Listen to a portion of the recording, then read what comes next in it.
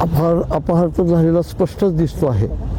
पाणी हे दुधात घातलं जातं, पाण्यात दूध कधी घातलं जात नाही. इथं वास्तवात इथलच्या सांप्रदायिक लोकांनी, राजकीय लोकांनी, पारमार्थिक लोकांनी शून्यातून विश्व निर्माण केलं आणि काही करोडो रुपये निर्माण केले, तयार केले आणि ते पैसे इथे सत्याला वापरून शिल्लक राहिलेली रक्कम भंडारा डोंगर तुकाराम महाराज याच्यासाठी द्यायचं ठरलेलं असताना देखील हा एक इसम आतमध्ये आला, मध्ये एंट्री घेतली, सगळ्यांनी विश्वास टाकला. सामाजिक कार्यात विश्वास ठेवावा लागत असतो, त्याच्याशिवाय कार्य पुढे जात नाही.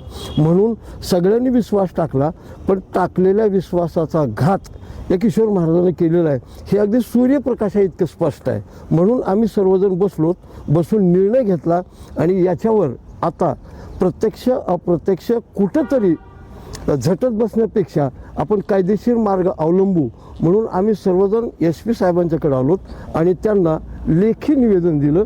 त्या लेखी निवेदनामध्ये गोळा झालेले जवळपास लगभग 6 कोटी रुपये आणि पैकी खर्च झालेले 2, 2.5, 2.25 कोटी रुपये, शिल्लक राहिलेली रक्कम ही या महाराजांच्याकडं आहे आणि त्यांनी ती आम्हाला काही ते देणार नाही आहेत.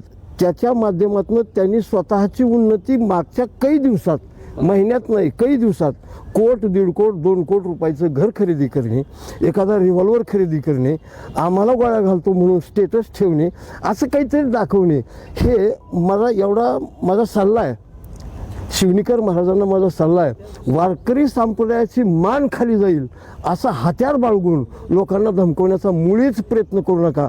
या धमकावण्याला भिणारा वारकरी संप्रदाय नाही. वारकरी संप्रदायात या हत्याराला प्राधान्य नाही. तुका म्हणे येते शब्दाचीच शस्त्रे आणि शब्दाचीच रक्ते. आमच्याकडे सगळी अस्त्रशस्त्र आहेत, पण त्याला इथे मान्यता वारकरी संप्रदायात नाही. म्हणून माझी विनंती त्यांना आहे, हे कृत्य करू नका. आता तुमच्याकडं आम्ही येणार नाहीत, पण SP साहेबाचं सगळं काही मटेरियल तुमच्याकडे येईल, तुम्हाला उचलेल आणि त्यावेळी तुम्ही सगळी वस्तुस्थिती आणि रक्कम त्यांच्याकडे जमा कराल. हा आम्हाला आत्मविश्वास आहे. लातूर जिल्ह्याचे SP साहेब म्हणजे आम्हाला त्याची गॅरंटी आहे आणि त्या गॅरंटीपोटी आम्ही त्यांच्याकडे न्याय मागितला आहे, त्यांच्याकडं आमचं ॲप्लिकेशन सादर केलं आहे. आता त्यांनी कुठंही असो, कसेही असो, आम्हाला त्याच्याच देणं घेणं नाही. आम्ही आता कायदेशीर लढाई लढण्याच्या मार्गात आहोत, एवढंच माझं त्याबद्दलचं मत आहे. त्यांच्यावर गुन्हा दाखल करून त्यांना अटक करावी, त्यांना अटक करून वसुली तर साहेब करतीलच, त्यांना अटक होईल आणि अटक झाल्यानंतर, ही वसुली झाल्यानंतर, गुन्हा सिद्ध झाला असं झाल्यानंतर कायदेशीर कार्यवाही करणारं सरकार, हा देश, हे सगळं काही पुढचं प्रोसिजर त्यांच्यावर होणार आहे. आणि ते जेलमध्ये खरात बाबाच्या जोडीला त्यांनी केलेला हा वेगळा भ्रष्टाचार, ह्यांनी केलेला हा आर्थिक भ्रष्टाचार, पण रूम दोघांना सारखीच राहील, त्यामध्ये ते हवा खात बसतील, एवढं माझं म्हणणं आहे. माझं नाव मी बालू महाराज, शिराळा तालुका, जिल्हा लातूर.